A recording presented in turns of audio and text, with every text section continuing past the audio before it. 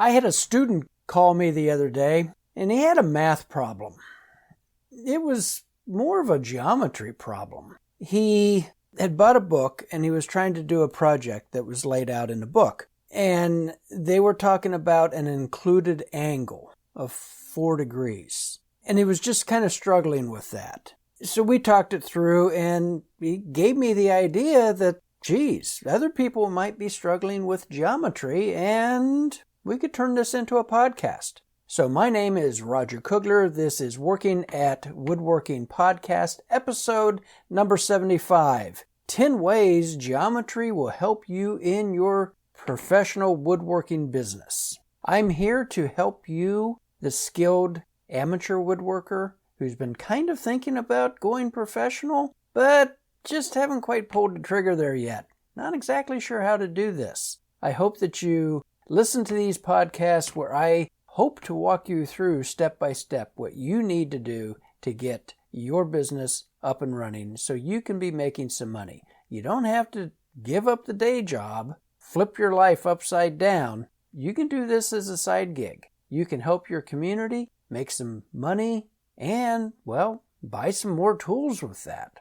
So we're going to get started today. Since we're talking about geometry, that means it's time for math.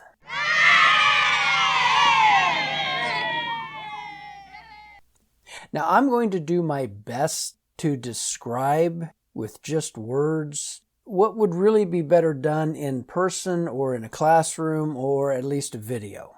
Feel free to kind of follow along with this, maybe break out some of your tools and just have some fun. Speaking of tools, you would need a piece of paper or more appropriately, a board, a pair of dividers, a straight edge, a ruler, maybe a square, and a protractor. You could use one of the plastic protractors, or what I recommend is the General Tools steel protractor. It has a one long leg that is really convenient for laying out different angles. And if you've been struggling with trying to get that 24-degree bevel on your chisels, you don't exactly know what 24 degrees is, this little inexpensive steel protractor will make easy, quick work of setting the bevels on your chisels and plane irons. And it's not going to cost you like $200 or $300. So how's geometry going to help us? Well, almost everything we do in woodworking is geometry. We build a box. It has 6 sides. Most of those sides, hopefully, are square to each other. This is geometry. If we build a table, it's going to have a flat surface and usually 4 legs. The way those legs are shaped and how they fill up in space is geometry. So starting off, probably number 1, the simplest thing we can use geometry for is to make a square line. Square off the end of a board. Lay out a sheet of plywood with one square edge. That's what we mean by squaring the line. Now, typically, this is taken care of with the stationary power tools that we use. A lot of people use a miter saw. Hopefully, that miter saw is set up square to its fence. So when you put a board up there, you can just rip through, technically cross-cut through, and make a square edge. Because if your work's not square, it's probably not very good. One little error, one place can compound down through the processes, and you end up with a great big giant gap that none of us want. That's where you use your powers of concealment to fix those things. Let's not have anything that we have to fix. Let's just do it right and square to begin with. So we can use our miter saw. You could use your table saw. A lot of people will use one of these fancy miter gauges on their table saw, and they work wonderfully. What if you have a piece of stock that is too long for the miter saw or just too awkward for the table saw? Well, you might reach for your circular saw. Strike a square line, cut to it. Or maybe even a handsaw. I'm in the middle of a remodel project, and I've had to cut up a bunch of 2x4s. To be honest with you, it's just as fast for me to grab my speed square, strike a line, pick up my Japanese sawtooth push saw El Cheapo at the big box store and just plow through that 2x4 right on the line. Super simple, very satisfying, and it's quiet. And I can listen to my podcast while I'm doing it. Now, if you're laying out sheet goods, that's going to be a little different operation. Generally, we take the handheld power tool to the sheet good. Unless you have a great big shop and maybe a compound sliding table saw, and you can just rip 4x8 sheets all day long, easy peasy. Good for you. I don't have that. So I'm laying out the piece of plywood and I'm very fortunate to have a good track saw that I can lay out and bust that sheet of plywood down into the appropriate sizes. But you have to lay out square on that. And whenever you have your plywood, check those edges, because they are not guaranteed to be perfectly straight and accurate. You might need to rip off, 1/4 of an inch to get a good clean edge on that piece of sheet good. That's where a track saw really, really shines. Or if you're using a circular saw, build yourself a saw guide. It is not very hard. It is super cheap, and they are super accurate and easy to use. So how do we lay out this square line on something like that? Well, typically we'll grab our tri-square. If it's a narrow board, we'll just use the tri-square, set it on there, strike the line. Or maybe you have one of these fancy speed squares, anodized, real pretty. Some of them are really expensive. Or maybe you have the old carpenter's speed square, ugly gray, big letters, big markings. It works. It's square. For plywood, a carpenter's square is incredibly useful. A combination square is very helpful, particularly in cabinet making.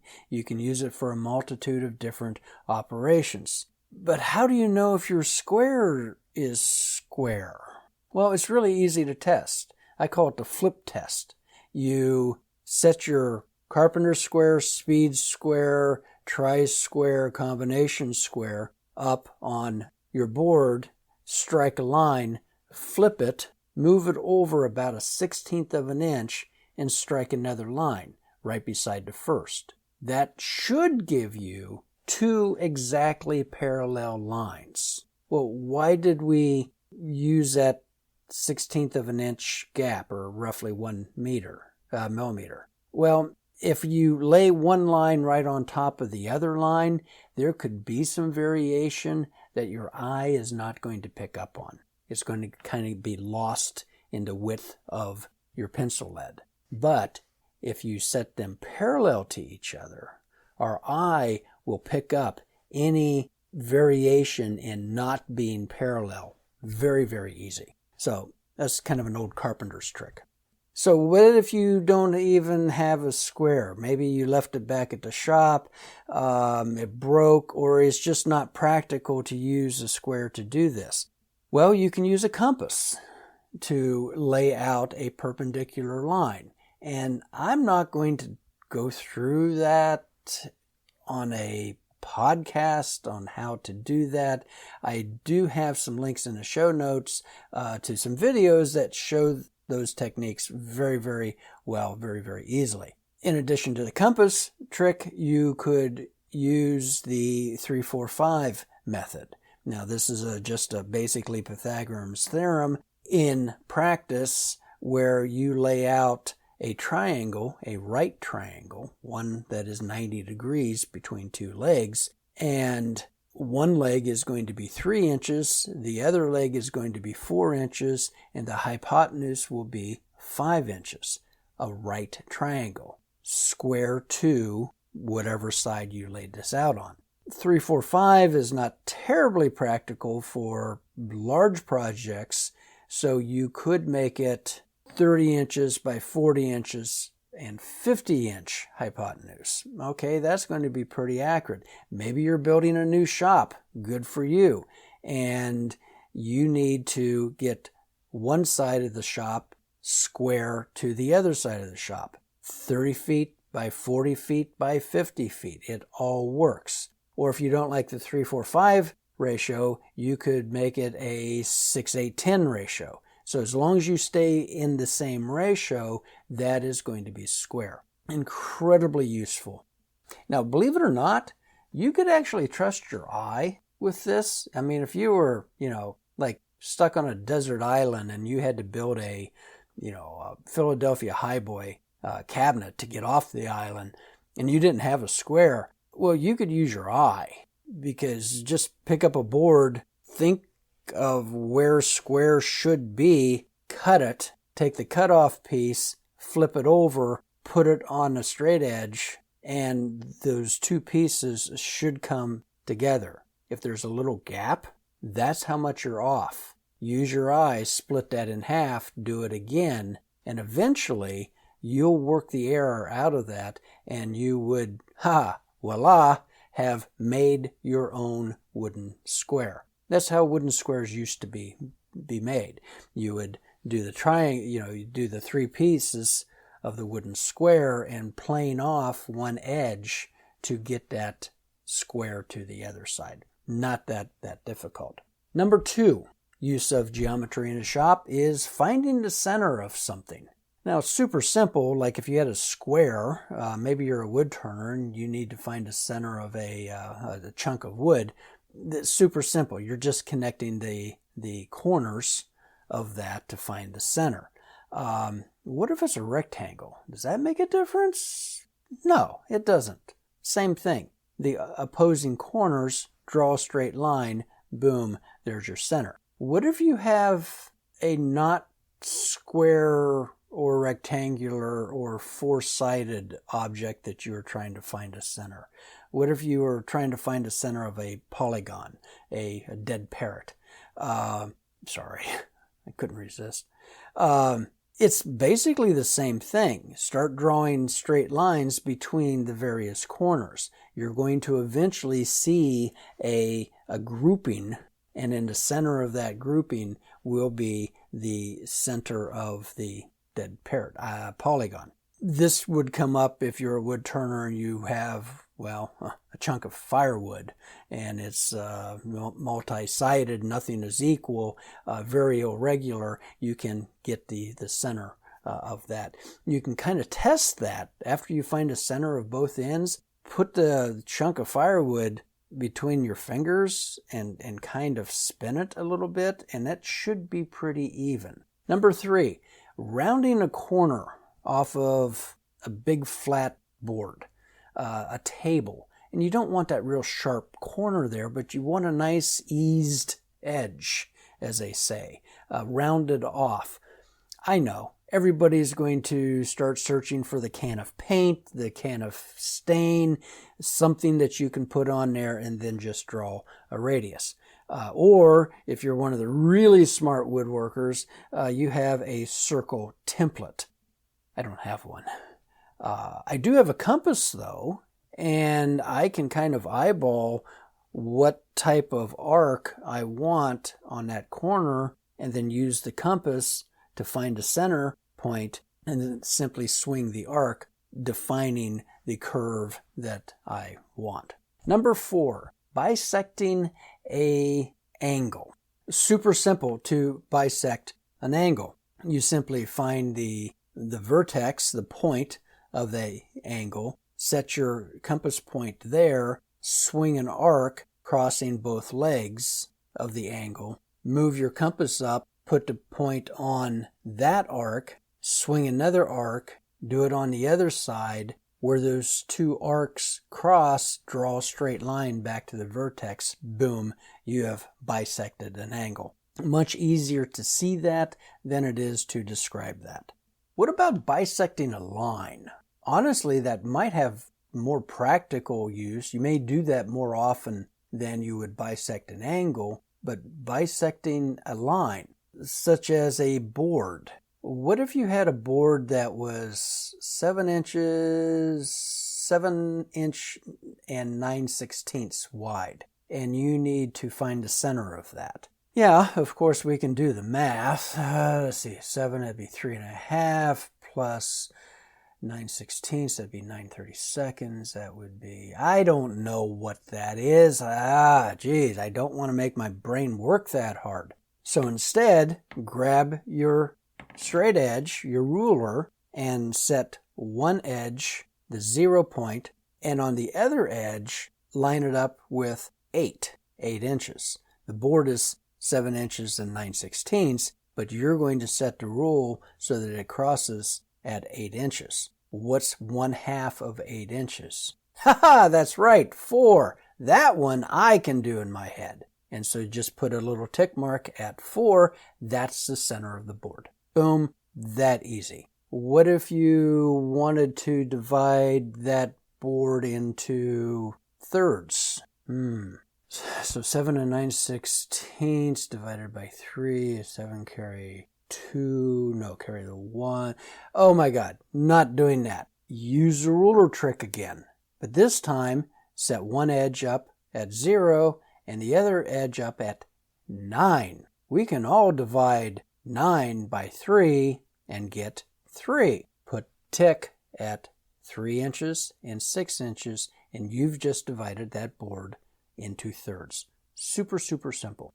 Now you can use this trick also on long boards. Let's say you had a board 26 and 5/8 inches long, and you needed to divide that up into 4 equal pieces. So you grab your cell phone, go to calculator, 26.625 divided by 4 is equal to 6.65625. Yeah, I don't see that on my tape measure anyplace. Now we get into the decimal fraction. No, I'm not doing that. But what I could do is to take my tape measure, set 0 on one end, stretch it out until 28 rested on the other end. Why 28? Well, 28 is easily divisible by 4. So now I can put a tick at 7, 14, and 21 on the tape measure. Or I could use a square,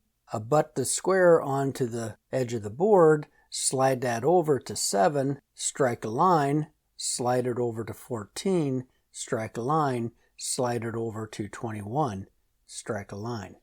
Boom, I've just divided that. Now when you're doing this and you're cutting, be aware of your saw kerf. So you always have to allow for the saw kerf. That kind of makes the theoretical geometry into the practical world, because on paper there's no saw kerfs, but in real world there is a saw kerf. Take that into account. Now you can use geometry, this is number 7, to lay out various shapes, like a square. Yeah, I hope you can lay out a square if you're going this professional route. Yeah, you know how to do that.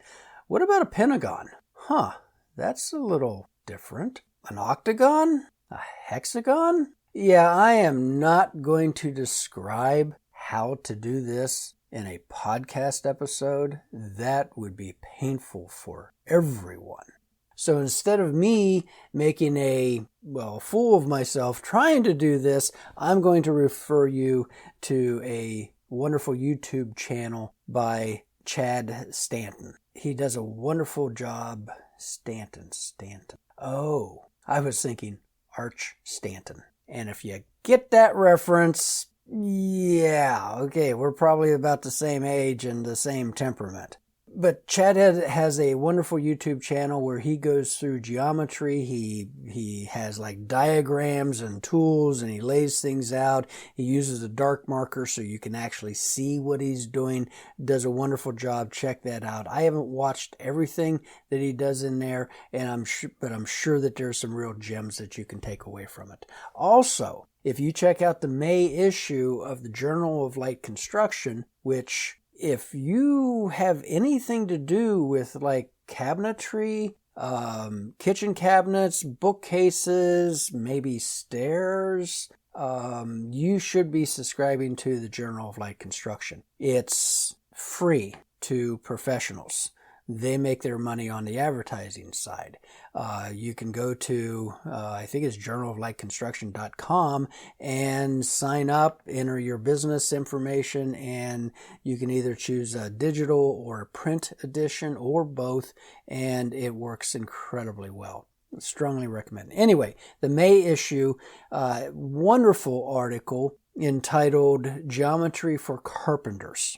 And the article goes through and it talks about laying out arches, basic, just a classical, circular arch, elliptical arches, parabolic arches, all using tape measure. Yes, that's right.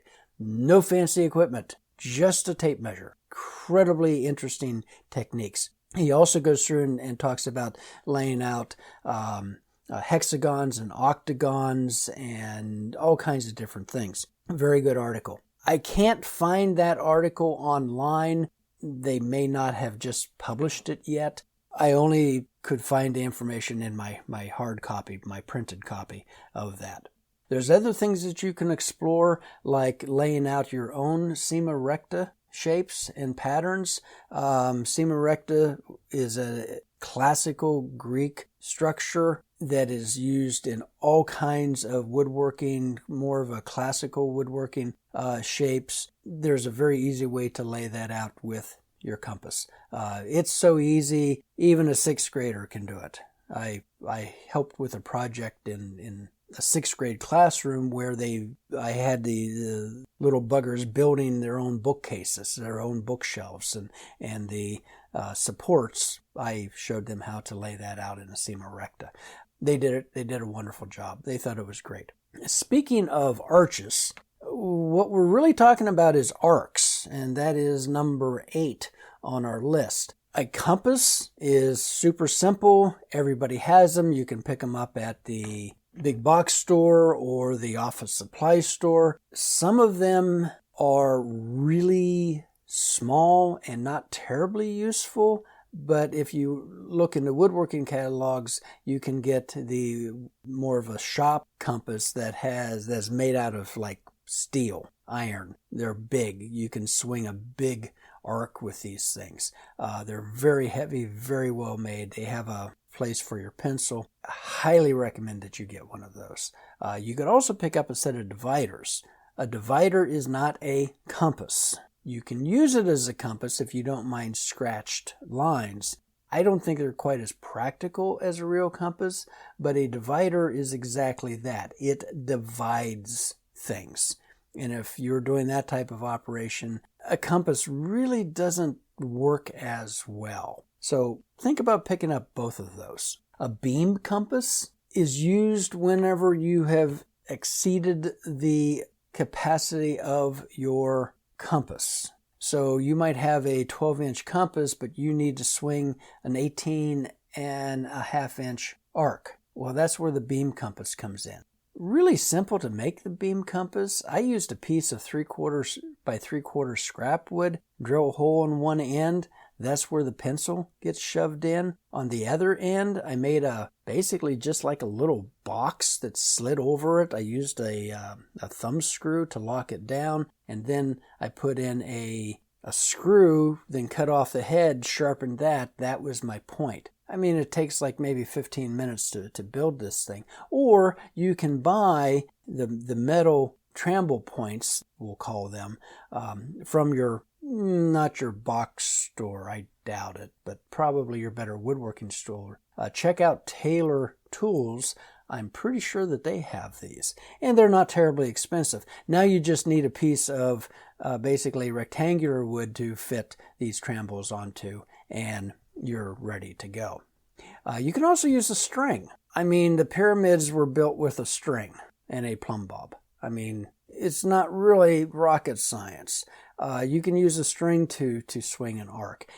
You can use a string to lay out an ellipse. You're building a big coffee table, and it needs to be elliptical on the back side, on the underside, you drive in 2 nails at the focus of the ellipse and tie a string onto that. That's equal to the height of the short radius of the ellipse, and just go around those nails. Look for that technique on YouTube. It's easier to see than it is to describe, but it's very accurate and a very practical way of doing that. Now, all of these techniques using the compass rely upon having a center point. How do you find a center point if you know the shape of the arc that you want? You know how wide the arc is. That would be called the chord of the arc. And you know the height of the arc, but you don't really know the radius. Well, the easy way of doing that is to put your compass at each of those 3 points, the 2 endpoints, and the center point defining the height of the arc, and swinging the 3 arcs. Where those all come together is going to be the center point. Or if you don't want to go to all that trouble, you could use a little bit of algebra. Whoa, wait. If you don't want to use algebra, you don't have to. I'm just kind of throwing this out. This formula has saved me a couple times, and it's not one that is widely known. That's why I want to throw this in here. The formula is radius is equal to the height divided by 2 plus the width, or the chord, squared divided by 8h, or the height. That's it. Super simple. I will put that into show notes because I know nobody remembers that. Put it in your back pocket. It might come in handy sometime, or you can use it to impress your friends at a cocktail party. Oh yes, that is a very lovely arch you have right here. Wonder what the radius of that is. Well, it looks like the chord is approximately 49.5 inches, and the height is 12 1/8. So that would be, boom, you're a math master. People will be buying you drinks all night long. Or not. What if it's just not practical to swing an arc? What if you're doing a big conference table in a itty bitty tiny shop, and there's no way you're going to swing a 14-foot radius? That's just not going to happen. What could you do then if a center point's not available to you? Well, there's actually a geometric process that you can go through, which is called quartering an arc. I am not even going to attempt to explain this. Not that it's difficult, but I don't have the words to use to make this make any sense to you. What I will do is refer you to the link in the show notes on a video done by our friends at Essential Craftsman, in which he lays out a arc that is, I think it's something like 192-foot radius. It's for like a big driveway, a curved driveway. He's doing concrete work, and it's incredible. Not terribly difficult, but watch that video to get a full understanding of it. Very, very interesting. I could see you doing this in the shop if you have that that big conference table and you can't find a center to swing an arc. You could use this technique, quartering an arc, to recreate, literally as many reference points as you needed to very accurately lay out an arc on something like that. Or if you're really allergic to algebra, you could use this method too. Okay, what everyone has been waiting for: miters and angles. You can't have a miter without an angle. So when we go to the miter saw, everything gets flipped. It's backwards. Instead of being 90 degrees that we've been preaching the entire episode, it's now 0 degrees on the scale of the miter saw. So just remember that 0 equals 90 on the miter saw. So if we need to cut a 5-degree miter on your miter saw, well, that's actually going to measure 85 degrees or 95 degrees, depending on your reference, supplementary angles, if you are measuring from the edge of the board. So be very careful of this. Whenever you're reading a set of drawings that were made by a non-woodworker, I see this a lot whenever somebody wants me to build a table, a bookcase, a cabinet, something like this, and it has angles. They will measure something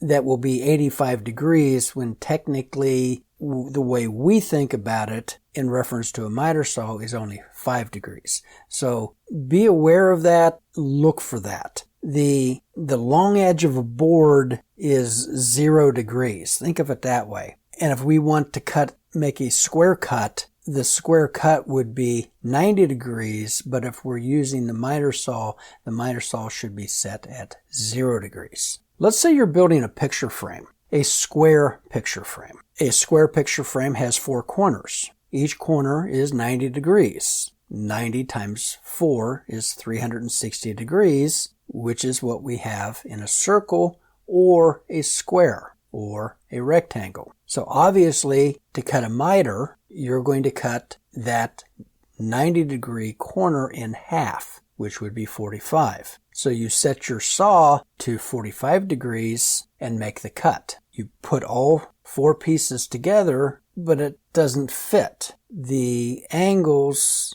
don't come together. Your miters are off. What do? Well, first thing you do is make sure that every piece of that square frame is of equal length. Absolutely imperative. All your sides have to be equal or game over. If they're not, figure out where the error is and make all 4 pieces equal length. That might mean you cut something too short and you're going to have to scrap the entire batch or make up that new piece if you still have the wood, so on and so forth. So all of your pieces are the same length. And if it's like a rectangular frame, your 2 long sides should be equal, your 2 short sides should be equal. So you've got that down. But when you make your cuts and you put everything together, the miters don't close. There's a little gap in there. Where is the gap? Now a miter can be spoken of in reference to a foot. The long point of a miter is the toe of the miter, and the short corner of the miter is the heel. So if the long toes come together but the heels do not touch, you need to decrease the angle on your saw. So if it was set at 45, maybe drop it down to 44.6 and make some test cuts. Now, remember that our reference now is square on the miter saw, or 0, not 90. So when I say 44.6, that is going from square to 44.6. If you use your protractor to lay this out, you could easily flip those complementary angles and make the problem much, much worse. If your heels touch, but your toes don't touch, then you need to increase the angle, and you just do the opposite. That's how you can kind of fudge an inaccurate saw to make it work to cut the angles. Or you can go ahead and test your saw setup to make sure to see where the error is and readjust it using the manual to make sure that thing is cutting dead on. So how do you test if your miter saw is set up correctly? Take a long board, a couple feet, and cut it in half. Make a square cut. When you take both of those pieces to your workbench, which I'm assuming is flat, makes a square, straight line, set those on there, flip one of those and bring it together so that the complementary angles meet up. That should be an even gap 3 line. If there's a gap in there, your saw's off and you're going to have to do some more adjustments on that. So what happens if you're building something that is not perfectly square? You are building a bookcase, but where it has to go in isn't square. So you have to fudge this a little bit. and you come time to add some molding, but it's not square to go around this. I worked on a house one time. I was doing the trim work on it, and the carpenters had built this one wall in an archway. It wasn't even close to 90 degrees. It was probably like, 82 degrees. And it was very noticeable, but the contractor said, yeah, go ahead and finish it. And the drywallers, they're not going to fix it because, well, they're drywallers. They're not carpenters. And so then the trim carpenter, me, comes through and says, just make it look good. Well, how do you make something like that look good?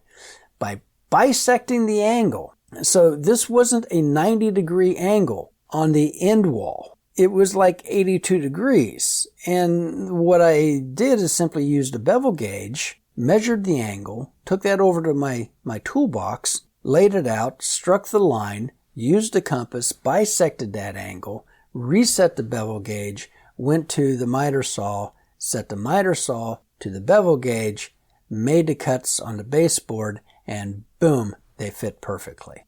Now, on the other corner, it was an obtuse angle, so I had to do the opposite, reset the saw, and make the complementary angle to the first cut. One was acute, one was obtuse. But that's the beauty of being able to bisect an angle. You can correct errors like that. Or you could get one of those fancy smashy electronic bevels. I think Starrett makes one. Really, really nice. A little pricey. And you just put it on the two legs onto what you need to measure. It digitally reads out. This is 82.473 degrees, and you can divide that by 2, go over to your miter saw, set that up, and make the cut. Works very well. Now, in this podcast, I was going to go a little deeper into geometry in the workshop, because what we're really doing here is we're going from a two-dimensional, a flat piece of paper, a board, a piece of plywood, into 3 dimensions. Into a table, a chair, a bookcase. And really interesting things geometrically happen there. I'll leave you with this, and maybe you'll get really curious and want to look this up. I've left a link in the show notes on 3D shapes. Truncated rectangular pyramids. We use these quite often in woodworking, in what we do. Tables, chairs, flower boxes. I mean, this is a very, very common shape. Look that up. I think you'll find that very, very interesting. So to sum this up, just remember that you can't lose track of your reference. What are you referencing from? What are you referencing to? And if you keep that in mind, I think a lot of the geometric mystery will kind of become more clear. Because if you lose your reference, then you've pretty much lost everything. Recommendations for this episode, 3D shapes in the show notes. The protractor, I actually put a link to Amazon on there. It's like $12. Everyone should have one of these things. Not an affiliate. Essential Craftsman, I left the link in making big arcs in the show notes, and then Chad Stanton. If anybody knows who Arch Stanton is, send me an email. I would be curious. And I also included the formula for finding the radius when you only know the chord and the height of an arc. Miss Jobs, not making this up, a rocking chair. Yeah, Mrs. Smith's rocking chair, just down the street. Very nice old rocking chair, built probably the 1890s, 1910s. It was factory made, been in the family forever, and it just needs a general restoration. I pushed that job off until the fall because she had only been needing to do this for the last 10 years. She was not in a big hurry. Special thanks to listeners in Wasilla, Alaska, and Ardee, County Louth, Ireland, and the one listener on the island of Cyprus. Greatly appreciate it. If you'd like to support the show, you can buy me a cup of coffee, links in the show notes, make a donation directly to my website, or if you're in the middle of a project and you're a little stumped, maybe you're struggling with this geometry stuff, give me a call. We can set up a coaching session. It's super inexpensive. I'd love to talk with you and help you out any way that I can. So until next episode, happy woodworking.